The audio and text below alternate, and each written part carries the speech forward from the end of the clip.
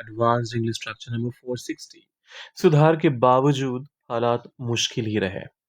माफ़ी के बाद भी वह नाराज़ ही रहा। तो मतलब कुछ एक पॉज़िटिव चीज़ हुई, बदलाव हुआ, माफ़ी माँग ली गई, समझा दिया गया, सुधार हुआ, लेकिन उसके बाद भी जो नहीं था एक्सपेक्टेड, वो चीज़ होती रही। तो इसे आप इंग्लिश में कैसे कहते हैं? आइए सीखते हैं। चैनल पर नए हैं तो सब्सक्राइब करने के साथ शुरुआत कीजिएगा और ये रहा हमारा स्ट्रक्चर। सब्जेक्ट के साथ आप इज़ या वाज़ का इस्तेमाल करते हैं। अब यहाँ पर हालात की बात हो रही है, तो हम कहेंगे the situation.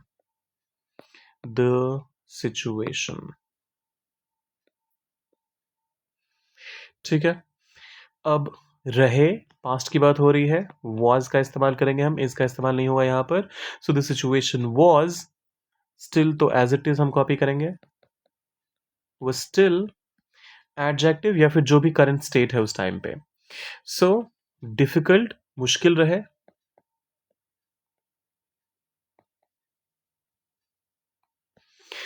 The situation was still difficult. The situation was still difficult, uh, despite the change. यहाँ पर change क्या हुआ? सुधार हुआ। तो despite the improvements.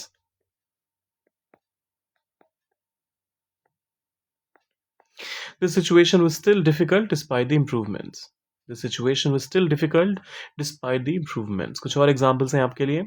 माफ़ी के बाद भी वह नाराज़ ही रहा। He was still upset despite the apology. He was still upset despite the apology. बदलाव के बाद भी समस्या बनी रही। The problem still existed despite the changes. The problem still existed despite the changes. समझाने के बाद भी वह अड़ा रहा। अड़ने के लिए आप यहाँ पर stubborn का इस्तेमाल करते हैं। Stubborn. इसका मतलब होता है अड़ियल एक रवैया।